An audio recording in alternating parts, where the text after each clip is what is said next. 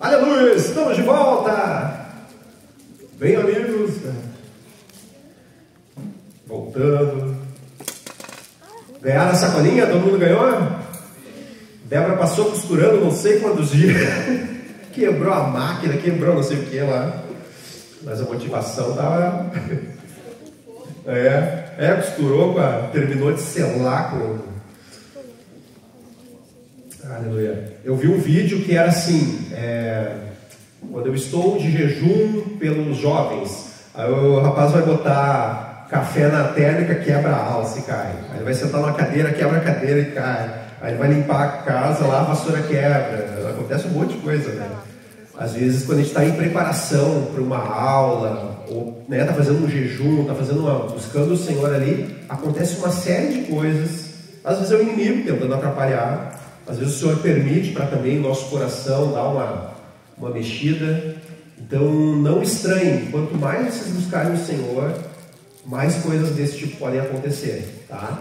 Mas é para que vocês não desistam e sigam em frente. Amém? Aleluia! Então ali, continuando na parte de motivação, dica para motivar seus alunos: conhecê-los bem e deixar que o conheçam. Depois, a partir desse relacionamento, usar a criatividade para motivá-los. A gente pode usar coisas externas para motivá-los, com o objetivo de que coisas internas sejam motivadas, tá? Então, por exemplo, a gente deu sacolinhas para vocês, é uma motivação externa. Não é para que toda vez que a gente fizer treinamento, vocês venham querendo ganhar uma sacola, mas para que sintam assim: não, eu sou participante, eu sou parte de uma equipe, o meu trabalho é importante, tá? A gente não tem como falar o nome de todos vocês, ou dar um presente assim grande para todos vocês, mas quanto mais vocês fizerem para o Senhor, mais Ele vai recompensar vocês depois. Ele vai dar um galardão que a gente não sabe o que é, mas vindo de Jesus para nós é algo tremendo, tá? O Senhor fala que tudo que a gente receber de elogio aqui, ficou aqui. Mas o que receber de elogio dele lá, esse tem peso eterno, tá? Então aqueles fariseus lá que oravam para serem vistos, Jesus fala, eles já receberam a recompensa, já foram vistos. Diante do Pai, eles não têm recompensa. O nosso trabalho com crianças, às vezes é um trabalho que não dá um ibope, eu não apareço, eu estou dentro de uma sala, ninguém está vendo eu fazer. Mas quando eu estou lá, o Senhor está me vendo. Então lembrem disso, lembrem que o Senhor está vendo o que vocês estão fazendo. Quando tu está lá colorindo as folhas, preparando a lição, o Senhor está vendo. Recortando, fazendo o teu melhor, o Senhor está vendo. O Senhor está olhando. E o Pai, né, que te vê em secreto, Ele vai te recompensar. Jesus fala, né, da gente orar lá no lugar secreto. E eu imagino um professor de escola dominical nesse lugar secreto. Às vezes tu está lá orando, mas tu está recortando uma folha, está preparando uma atividade para poder dar aula. Às vezes a gente está comendo alguma coisa numa embalagem, tu já olha para a embalagem, mas isso aqui dá para usar na minha aula. O professor tem que cuidar para não ser acumulador, porque às vezes a gente junta um monte de coisa. Mas tudo isso pode virar algo para a nossa aula, sabe? Pode ser um elemento que eu vou usar, pode ser alguma coisa que vai fazer um diferencial. Eu gosto muito de lâmpada e coisa de som, assim. Então, às vezes eu estou olhando lá umas coisas e eu penso, dá para usar essa lâmpada aqui. Eu comprei uma lâmpada que ela faz uma luz no chão que fica girando assim, né? Aí um dia eu liguei, botei na sala, aí eu fiquei lá dentro da sala e fiquei cuidando das crianças que chegavam no culto. Eles passavam, olhavam, aí voltavam, aí davam uma olhada. Teve um que chamou a mãe, mãe, vai ter alguma coisa ali naquela sala. E eu só tinha colocado uma lâmpada. Então, às vezes tem elementos que a gente vai colocar que dá uma motivada, muda o ambiente da sala. Motivação pode vir dessas coisas também. Eu posso usar a minha criatividade para mudar a sala. Por exemplo, quem dá aula do lado esquerdo, aqui nas salas do lado esquerdo, as salas do lado esquerdo tem uma coisa que não tem no lado direito, que é tipo isso aqui, ó, a gente tem uma coisa de metal dentro da sala, ele é de metal, eu fiz um teste, o ímã gruda nele. Se um ímã gruda, a gente pode pendurar uma coisa no ímã e grudar ali. E aí eu posso dar uma aula grudando ímãs no meio da minha sala, em vez de um varal magnético dentro da sala. Então, tudo isso a gente pode pensar, o que eu posso usar, o que eu posso fazer, o que eu posso trazer. E aí, né, elementos, de repente as crianças entram na tua sala, tem uma ovelha dentro da sala. Né? As crianças olham, uma ovelha. A gente já alugou para o retiro, já alugou a ovelha. O presbitério não pode descobrir, né? Mas dá para trazer. Se ela não fizer barulho, não sujar a sala, né? Dá para trazer. Mas a gente pode trazer coisas, sabe? Assim, pensar. Eu sempre gosto de pensar, quando eu estou planejando, eu gosto de pensar assim, como seria uma aula que eu gostaria de assistir? Uma aula que que me surpreendesse. E aí, o livro fala, nessa parte da motivação, ele fala que quanto mais imprevisível o professor for, maior é o impacto. Quanto mais previsível, menor o impacto. Tá? E aí a nossa aula precisa ter esse caráter da imprevisibilidade, que é uma coisa difícil da gente conquistar. Ele dá um exemplo de Jesus, ele fala que Jesus era imprevisível. Então, de repente, os discípulos estão lá no barco, estão remando, no meio de uma tempestade, Jesus aparece andando sobre as águas. Né? Quem é que poderia pensar que no meio do mar, Jesus viria sobre as águas? A gente que já leu o texto, a gente conhece a história, mas imagina os discípulos vendo pela primeira vez.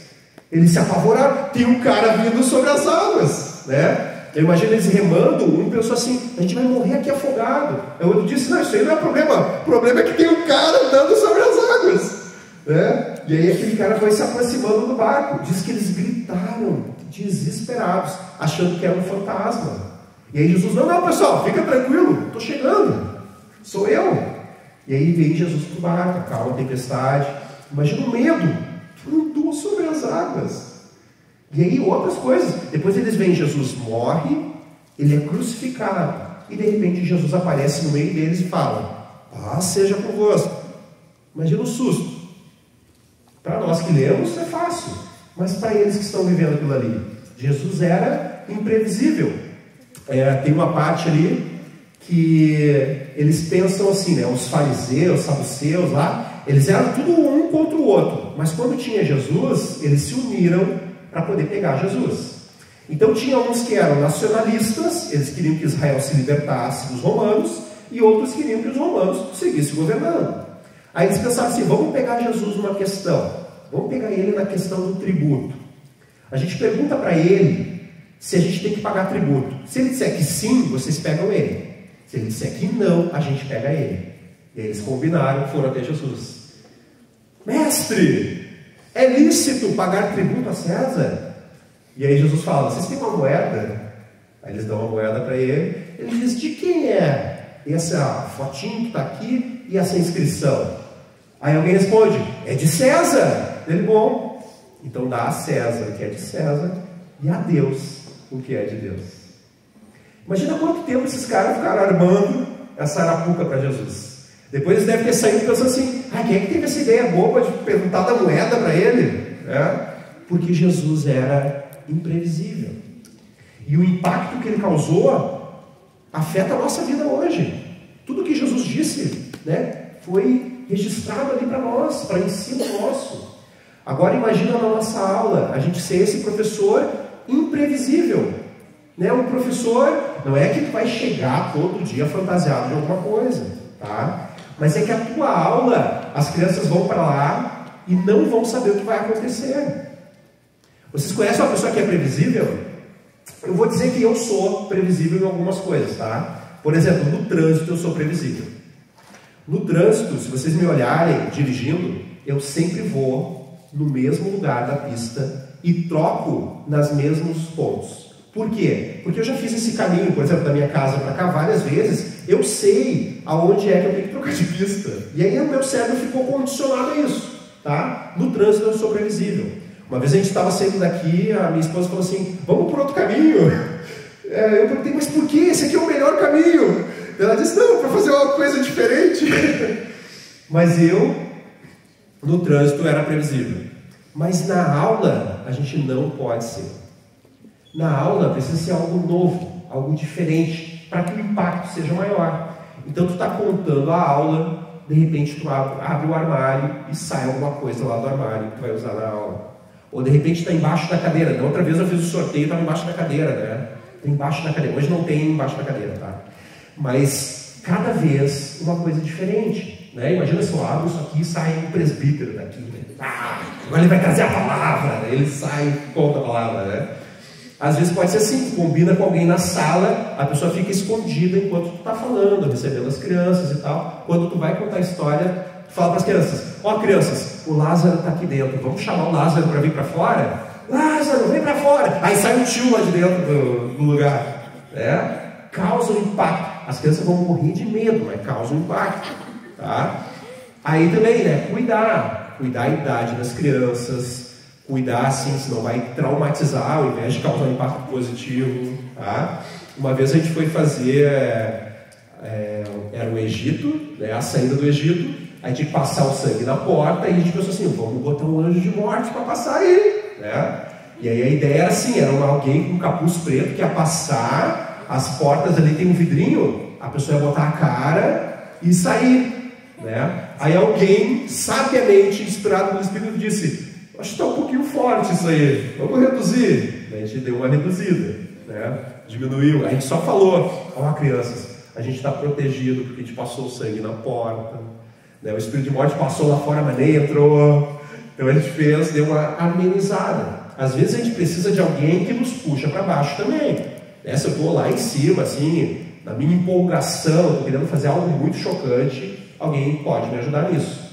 Uma vez eu fui contar do Davi e Golias. Depois que Davi dá a pedrada, ele pega a espada do gigante e corta a cabeça do gigante. Então a gente tem que cuidar o que a gente está passando para ele. A gente pode dizer: ó, Davi matou o gigante, mas fica nisso, né? Às vezes eu preciso ir nos detalhes. Então ele pegou a espada, sabe aqui, ó, a cabeça que está ligada no tronco, ele tirou, ele dividiu, ele pegou na mão, tá? Eu não preciso ser tão detalhista em algumas coisas, tá? Sempre cuidando da idade. Uma vez teve uma questão que era assim, era só meninos, a gente estava dando aula só para meninos, contando sobre o nascimento de Jesus.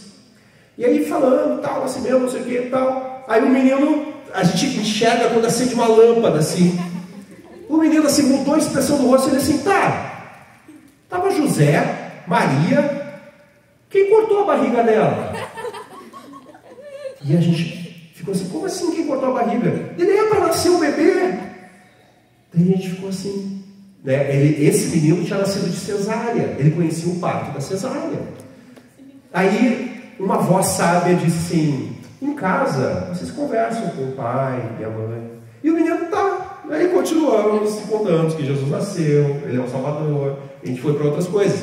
Às vezes tem coisas que na sala não é bom a gente trazer um tema, né? Algo que pode ser difícil.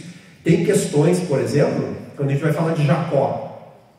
Aí vai falar Jacó e suas 4 esposas. E aí? Às vezes a gente foca no número de filhos. Quantos filhos Jacó teve? Teve 12 meninos e uma menina. Ok. E aí com o tempo eles descobrem quantas esposas teve. Mas quando é muito pequeno tem coisas que eu não preciso ficar detalhando, tá? A gente sempre brinca aqui com o tio Telmo. Uma vez a gente disse para ele não contar uma coisa lá. Era os profetas de Baal, né?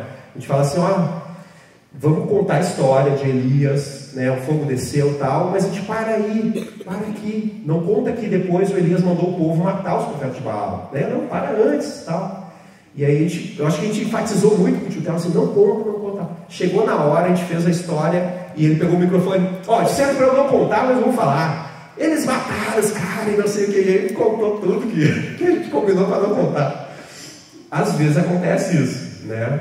Mas a gente tem que cuida detalhes, busca no Senhor, né? O que eu falo, o que eu não falo, o que é importante. Surgiu uma pergunta difícil, né? Existem alternativas para a gente sair dessa pergunta. Depois eu vou mostrar para vocês. Mas eu não preciso tentar mostrar que eu sei todas as coisas, tá? Uma preocupação que vocês não precisam levar para a sala. Tem coisas que a gente não sabe. A criança pode perguntar uma coisa que eu não sei responder. E eu preciso ser honesto com ela. Falar, olha, eu não sei. Mas o tio vai pesquisar. Se vê um pastor passando, de repente, pastor, o que o senhor acha da pergunta tal? Né? Mas a criança não precisa sair dali achando que tu é um arrogante, que tu vai, né? Tu diz, não, isso aí é tal coisa. E começa a enrolar e não responde, né? Então, a criatividade é uma grande arma que o Senhor nos dá para motivar nossos alunos, tá? Eu, em algumas aulas, chego nas crianças e falo assim, vai iniciar a aula e eu digo, hoje vocês vão ter a melhor aula da vida de vocês. É igual aqueles meses. Aí quando termina a aula, alguns saem e falam assim, nem foi tão boa assim. Mas eu não me abalo. Na próxima eu digo a mesma coisa. Hoje vai ser a melhor aula que vocês tiverem. E aí vamos para a próxima, né? Então, usar a criatividade para isso. Beleza. Abram ali, ó, Provérbios 13, 12, né? 13, versículo 12. Aqui vai falar sobre a falta da motivação.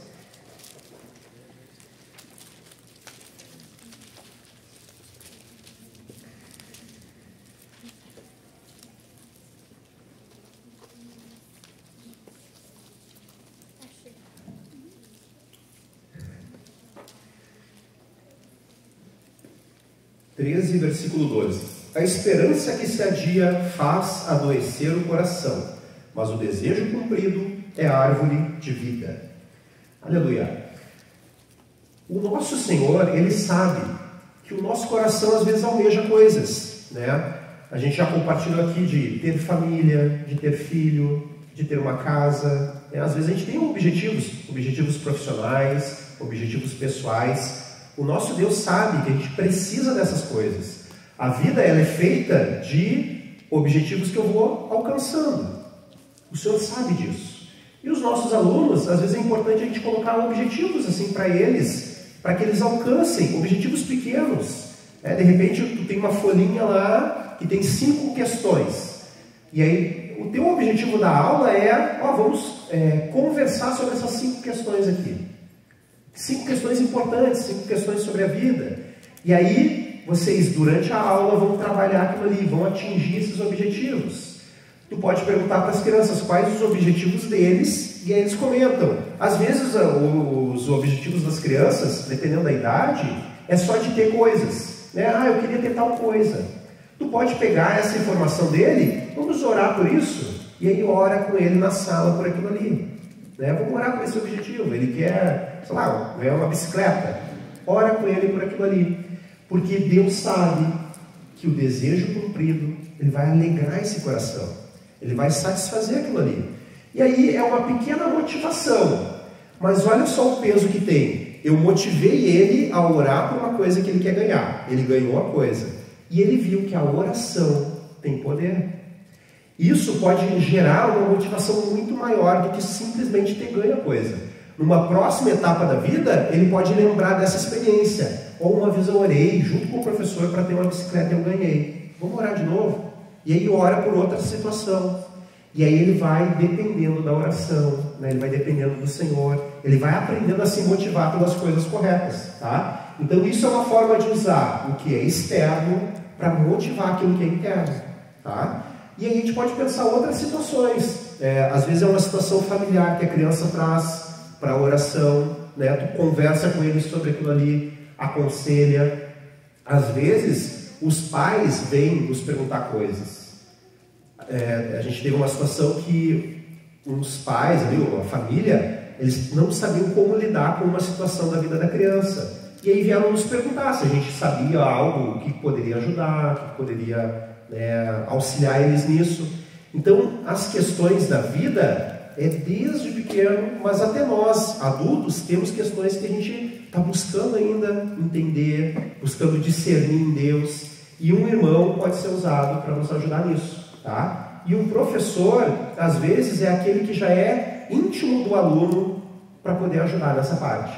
Às vezes eles têm mais abertura com a gente do que com outras pessoas. Então a gente precisa aproveitar isso para ajudá-los, tá? Não para descobrir coisas, mas para ajudar eles. Às vezes eles vêm com uma questão, tu ajuda, orienta, tu ajuda a pastorear o coração daquela criança, tá? E aí conversa com os pais, ajuda os pais no que tu puder. Então tudo isso é uma motivação para todos os lados. Para ti que está ajudando, para a criança que está recebendo, para a família que está precisando de uma ajuda, tá? Está com o microfone aí? Não? Quem é que está com o microfone? Ali. Tu libera o outro ali para mim? uma coisa. Por exemplo, eu fiz uma atividade uma vez de oração com as meninas na aulinha, 7 meninas. E daí a gente escreveu cartinhas para ler e orar. E daí eu disse, não precisamos, a gente não precisa orar o que a gente escreveu, né? Porque eu disse, então a gente pode ser algo pessoal, então não precisa orar aqui agora exatamente isso. Podemos cada um orar, tipo, em pessoal. E daí a gente leva as cartinhas para casa e daí eu posso orar pelas cartinhas de vocês, né? E daí quando eu abri em casa tinha tipo, bullying, essas coisas assim.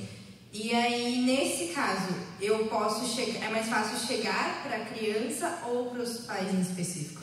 Pode chegar para os dois, tá? Para a criança, pode ser para ela, perguntar para ela assim, a gente orou pela situação tal, como é que tá? Tudo isso daí bem informal, né? Só ela e tu, assim. O tio tá orando para aquela situação, que tu tá passando, como é que tá a situação. Mas também é importante daí, se tu tiver essa abertura com os pais, conversar com eles também, tá? Porque às vezes pode ser uma situação que a criança ainda não abriu com os pais, né? E ele pode comentar, sabe? Fulaninho comentou de tal coisa na escola, que tá, né, difícil, tá uma situação assim. Então é ser transparente, né? Às vezes vai ter famílias que não vão querer ter esse tipo de contato. E aí tu tem que aprender a respeitar também isso, né? Às vezes alguns vão ouvir e vai ficar assim, outros vão agradecer pela ajuda. A gente pode ter vários cenários, tá? Mas é que nem a Fernanda puxou antes, a gente nunca pode levar para o pessoal, tá? Às vezes tu é mais uma pessoa que está falando daquele assunto e para o pai já esgotou, ele não quer mais ouvir, sabe? Então não leva para o pessoal, tá? Discerne, posso, né, falar de tal coisa, viu que o pai não deu abertura, né, parou ali, continuou orando pela situação, orando pela criança, né, conversando com ele e tentando ajudar no que for possível, tá? Às vezes vai, né, surgir essas situações assim, então vai depender muito da abertura da família, né, do que eles vão corresponder, tá? Tu quer fazer? Tem que estar vermelho. Aí. Outra coisa, nessa mesma aulinha, uma das outras meninas também trouxe questões tipo, fantasmas, essas coisas assim, para orar coisas mais diferentes, digamos assim. E daí, nesse caso, tipo, o que tu faria? Porque, tipo, na cartinha dela, tipo, a maior parte, nas cartinhas, a maior parte traziam coisas bem, tipo, da palavra do Senhor. E tinha uma das meninas que traziam essas coisas muito fantasiosas, digamos assim, sabe? E daí... Tu acha que era de ideias delas? Assim, ideias delas, mas aí eu digo, tipo, como eu posso apresentar? Porque, tipo, as crianças são maiores, né? Eu trabalho com 10 e 11, né? Então, tipo, como eu posso trazer isso também para as aulinhas? Porque tem muitas crianças que a gente acaba conhecendo, né? Que vem de fora. E aí, como a gente pode apresentar, tipo, dizer, não, né? Não dizer não existe, né? Mas, tipo, trazer sobre a palavra também, sabe? Porque muitas vezes as crianças vêm com essas questões de tipo, eu tenho medo de fantasma, e dinossauro, não sei o que, sabe? Essas coisas assim diferentes, cortando o assunto, digamos, da aulinha, ou enfim, algumas coisas assim. Sim. É um assunto daí mais específico, né? Mas assim, orar com a criança, né, naquele momento, vamos orar sobre tal situação, né? E aí explicar algumas coisas. Tem coisas que a criança vai ser mais imatura realmente, que não entendeu ainda, né? Alguns podem vir com essa crença de que existe tal coisa, porque recém estão se convertendo. Então, às vezes, é uma questão que tu não vai trazer na sala em si, né? Tu não vai deixar aquele assunto tomar muito tempo. Vai conversar um pouco com ele, depois conversar com os pais, vai vendo a situação, se a família tem pouco tempo, tem bastante tempo, né, de convertido. E aí vai construindo aos pouquinhos, né? Tem coisas que vai ter que ser muito mais a família receber antes do que a criança receber na sala. Então eles vão precisar passar por um tempo, às vezes, de experiência. Teve uma vez que na sala, eu falei assim às vezes de se posicionar, né? Quando vem uma palavra contrária, se posicionar. E eu vi que ela tinha um problema com isso. Assim, porque ela pensava assim, não, mas se eu me posicionar, eu vou estar desobedecendo às autoridades. E aí eu pensei, não, é uma questão que ela está pensando interessante, mas que a família vai ter que conduzir, né? Então tem situações que a gente tem que falar com a família, conversar, tá? Pensa. Bom, Então, cuidando a motivação de forma errada, e eu coloquei algumas perguntas para nós, O que nos motiva, por que a gente faz o que faz, por que a gente trabalha com as crianças e quais são meus objetivos. Esses dias eu perguntei para a Débora, para minha esposa, Débora, quais são os teus objetivos? Já atingiu teus objetivos de vida? E a gente precisa constantemente dar uma olhada nisso na nossa vida. Será que eu já atingi os objetivos? Será que esses objetivos dizem só respeito à minha vida, ou diz respeito às coisas que o Senhor tem para nós? Tem um livro que é Ouse Sonhar os Sonhos de Deus. E nesse livro ele fala de empresários que tiveram aí, assim, grandes empreendimentos, que eles foram homens de grande sucesso nas suas empresas. Se a gente pensar na nossa vida cristã, será que a gente é uma pessoa de sucesso? Não estou falando da parte financeira, mas no objetivo de Deus para a nossa vida, tá? Vou dar um exemplo do livro. No livro tinha um cara que era ligado à empresa da Coca-Cola, e aí ele viu uma vez uma garrafa quebrada no chão, e ele pensou assim, a minha garrafa, a garrafa da Coca-Cola, tem que ser reconhecida em qualquer lugar do mundo, mesmo quando ela estiver quebrada. A pessoa tem que passar pela garrafa e saber que aquilo ali é uma garrafa de Coca-Cola. E aí eles criaram aquele formato que a garrafa tem. O formato da Coca-Cola, da garrafa de vidro, ele é patenteado. Nenhuma outra empresa pode fazer igual. Existe uma patente daquilo ali. Por quê? Porque ele teve essa ideia de que se alguém olhasse aquilo ali, ia saber, isso aqui é uma Coca-Cola. Esse era o objetivo dele. Aí ele fez, a Coca-Cola é conhecida pelo seu formato, e aí depois ele pensou assim, era a época da guerra, não sei se primeira ou segunda, deve ser a primeira, e aí ele pensou assim, eu quero que cada soldado americano, aonde estiver na guerra do mundo, que ele possa comprar uma Coca-Cola. Ele queria que ela se espalhasse pelo mundo, e ele conseguiu. Então a Coca-Cola está em praticamente tudo que é país, ele conseguiu espalhar aquilo ali dele. Será que quando a gente sonha com objetivos que o Senhor tem, assim de espalhar o Evangelho, de multiplicar as coisas do Senhor, de levar a palavra a mais pessoas? Se o nosso trabalho, a gente tem uma carga pelas crianças, será que a gente pensa em evangelizar as crianças? Formas de evangelizar, formas de ganhar vidas. Será que eu estou sonhando os planos que Deus tem para as crianças?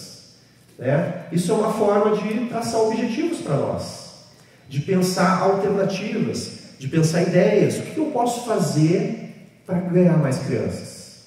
A gente tem um trabalho precioso aqui com as crianças da congregação, mas será que eu posso ir além disso? Será que eu posso fazer um pouco mais? E aquelas crianças que não vêm aqui e que estão lá fora e que precisam de Jesus? Como é que eu chego nelas? Certamente isso é uma motivação que o nosso Deus tem, um objetivo que Ele tem, chegar a mais crianças. Mas como é que eu posso cooperar nesse objetivo dele? Como é que eu posso sonhar esse sonho que Deus tem? E aí nós, como equipe, a gente pode pensar nisso. Uma coisa que a gente tem orado é para que a gente tenha o Dia da Criança aqui, que é um dia onde as crianças da nossa congregação podem convidar os colegas de aula, vizinhos, para vir aqui assistir alguma coisa direcionada para elas. Vai ser uma forma de evangelismo. E aí todos nós podemos nos engajar nisso. A gente colocou ali no questionário, pessoas para ajudar em diversas áreas. Uma das coisas é para isso. Pessoas que gostam de teatro, a gente podia fazer uma peça de teatro para as crianças e evangelizar eles aqui. E aí uma criança chama outra, e a gente vai crescendo cada vez mais essa ideia. Eu creio que está no coração de Deus isso. E que cada um de nós pode contribuir. Às vezes tem alguém aqui que toca, a pessoa pode participar ali, fazer um louvor, outra pessoa conta a história, outra pessoa faz o teatro, e aí cada um contribui com alguma coisa, porque quando a gente está reunido, cada um tem algo, cada um tem uma participação.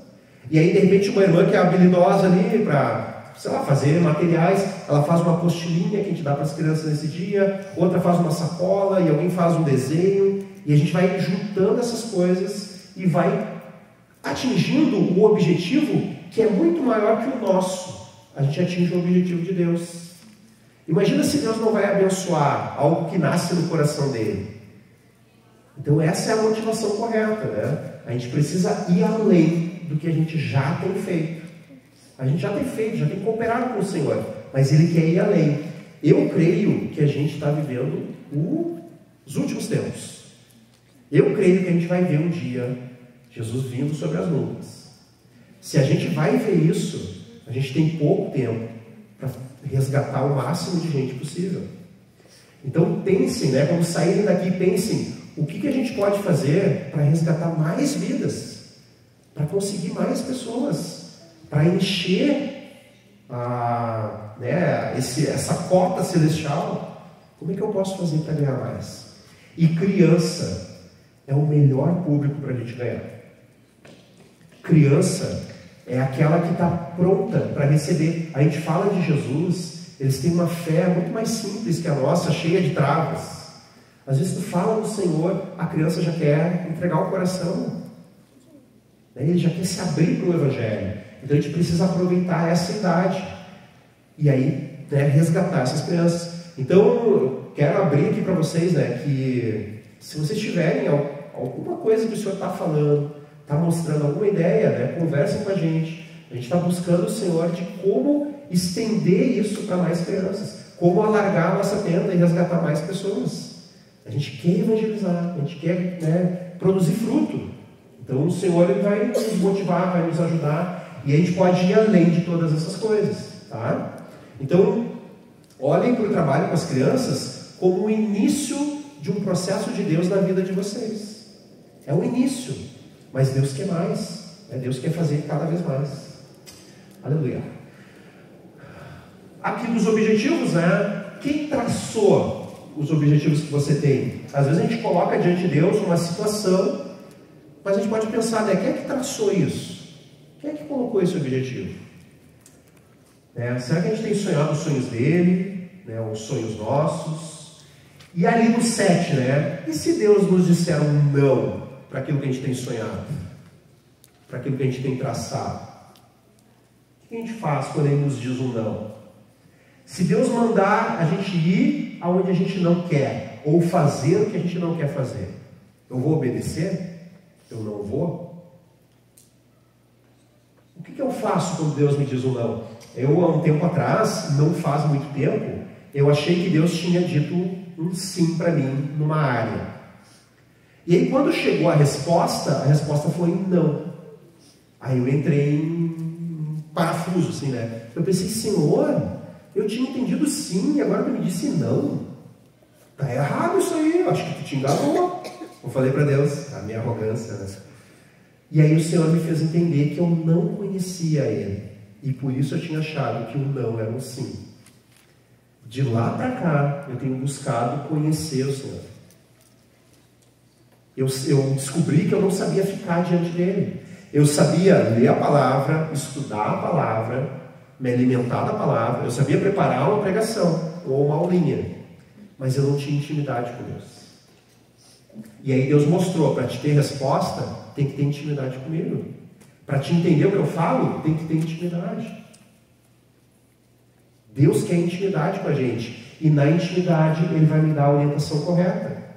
E se Ele me disser um não para uma coisa que eu estou querendo, eu vou obedecer, porque eu sei que Ele sabe o que é melhor para a minha vida. Eu vou seguir, eu vou ir adiante, porque Ele disse, não, vai por ali.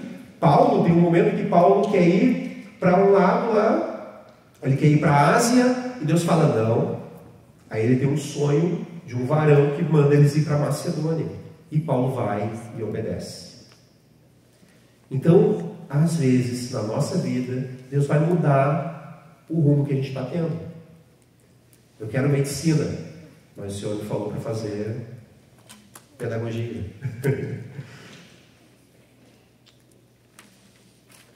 E quando Deus me diz não? O que eu faço? Quem é filho pode pensar, como eu me sinto quando meu pai me diz não? Será que eu fico bravo contra ele? A palavra tem até um versículo que diz, que o nosso coração traça planos, e quando dá errado, é contra o Senhor que a gente se irrita. Só que quando a gente fez o plano, a gente não consultou o Senhor dos planos. Então o meu incentivo, né, para vocês que são tão mais novos que eu, busquem a Deus para fazer o plano de vocês. Busquem a Ele para fazer esse plano junto. É muito mais difícil ter que corrigir o plano se tu fez o plano sozinho e fez o plano errado. Olha aí, dá um monte de frases de camiseta, né? É pior, faz o plano com Ele, porque Ele vai orientar desde o início. Pergunta, questiona. Eu tenho lá um caderninho que é minhas perguntas para Deus. Tem algumas que Ele respondeu, tem outras que não. Mas quando eu vou orar, eu puxo as que Ele não respondeu. Aí pergunto ao Senhor, essa aqui eu não tenho a resposta ainda. Coloca as tuas perguntas diante dele e ele vai te orientar. A palavra fala que se eu for, né, estiver andando, eu vou ouvir uma voz atrás de mim dizendo: este é o caminho, anda por ele. Então ele vai orientar a minha vida. E aí, se eu tenho uma vida bem orientada, eu vou poder ajudar meus alunos também nisso. Os meus alunos podem chegar na minha aula e perguntar: tio, como é que eu ouço a voz de Deus? E aí tu vai dizer: ah, meu filho, senta aqui. É assim que tu ouve a voz de Deus. E aí tu explica, tu conta a tua experiência. E se tu não sabe, tu vai dizer: vamos orar para a gente ouvir a voz de Deus. E aí ora junto. Eu creio que nenhum de nós está 100% no ouvir a voz de Deus. Sempre há mais para a gente conhecer, sempre tem mais. Mas a gente precisa buscar Ele. Precisa buscar ouvir essa voz. Tá? Então assim, quando vocês ouvirem um não de Deus, não se irritem contra Ele. Porque esse não está guardando vocês. E quando ouvirem um sim, também vão com cuidado, vão devagar, deixem Deus fazer. É no tempo dele. Davi tinha um sim para ser rei, só que não era com a idade que ele estava. Ele teve que aguardar um tempo para poder se tornar rei, para que o cumprimento da promessa chegasse na vida dele. Às vezes o sim é para daqui a um tempo, e eu preciso aprender a andar nesse tempo de Deus. Amém? Quer falar, tia Luísa? Quem está com o microfone? Traz para cá.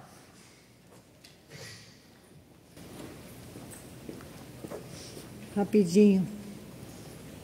A pergunta que o Luiz falou alguma coisa sobre os objetivos, né? Se a gente tem objetivos assim corretos, né? E eu pensei numa situação que aconteceu na nossa vida, na minha e do tio Theo, né? Quando eu falo os dois juntos. Mas a gente eu até que não dava tanta aula em escola pública, mas só aula de religião, que eles abriram um tempo para nós. E aí era um trabalho muito desafiador em escola pública, lá na Vila Farrapos.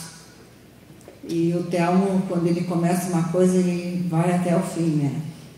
E eu me lembro, assim, que tinha vários meninos, assim, muito, muito difíceis. Mas, há anos atrás, assim, ele foi na livraria evangélica.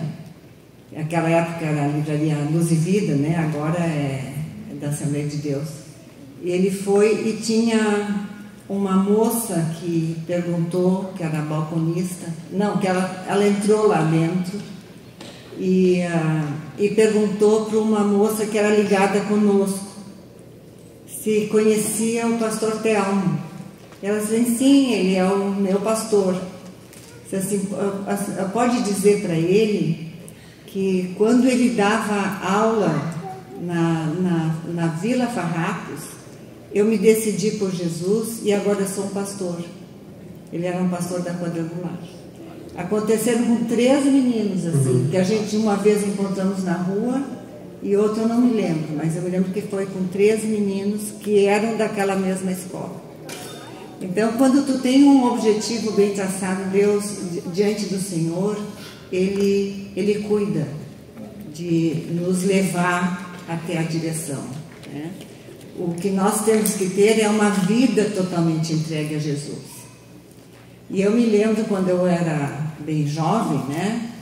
Eu tinha 19 anos, eu vim para Porto Alegre para fazer serviço social. Eu queria muito ser uma assistente social.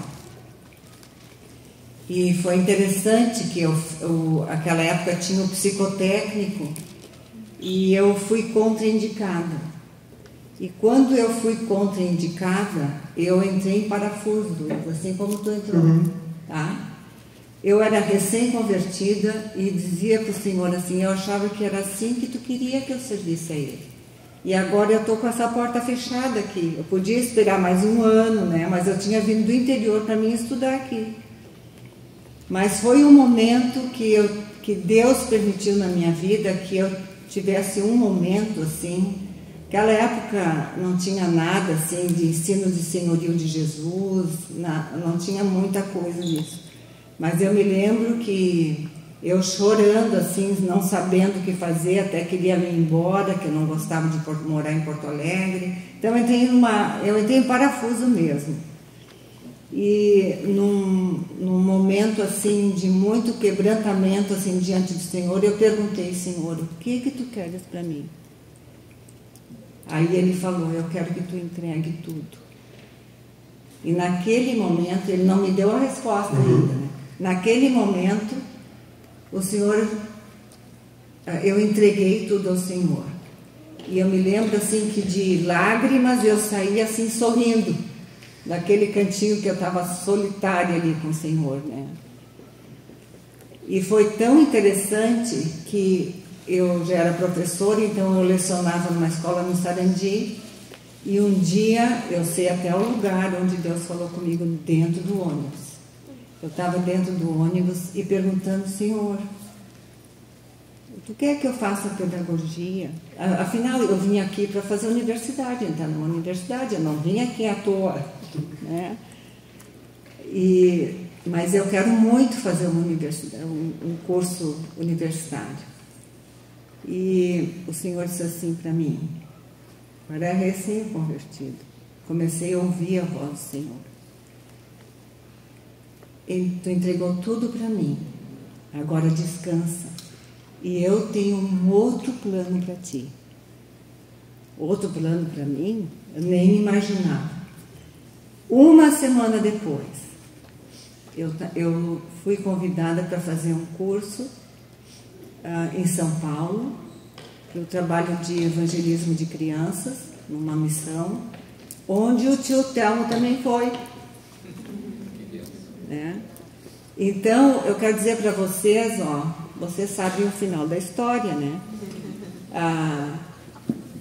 Deus muda o rumo da nossa vida, isso que o Luiz falou, quando nós nos entregamos para Ele.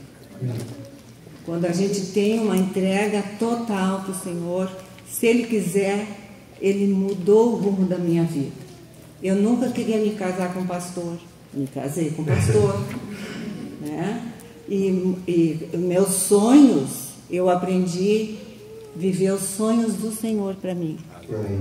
E agora, esses dias eu estava meditando assim, e eu quero dizer para vocês isso com toda alegria. Eu disse, como Deus foi bom para mim. Eu nunca cursei uma universidade, mas Deus foi tão bom para mim. O caminho de Deus para mim foi o melhor. Então, vocês todos aqui são jovenzinhos, alguns um pouquinho mais velhos, já têm o seu rumo feito, né? Mas entreguem tudo para o Senhor. Ouçam o Senhor e vivam os sonhos de Deus para vocês, que Ele tem para vocês. E Ele vai dirigir a vida de vocês. Mas entreguem. Eu tive que entregar. Meu sonho era fazer uma universidade. E esses dias eu disse para o Telmo assim, eu podia fazer uma faculdade online agora. Mas agora não é mais tempo, né? Agora a velhice chegou e não é mais tempo para isso. Tem muito trabalho ainda no reino, então não precisa fazer nenhuma universidade, né? Amém. Aleluia. Aleluia. Bom, depois disso vamos para Filipenses 3. Quero ler o texto com vocês e a gente finaliza com oração, tá? Filipenses 3. Eu vou ler o 13 e o 14.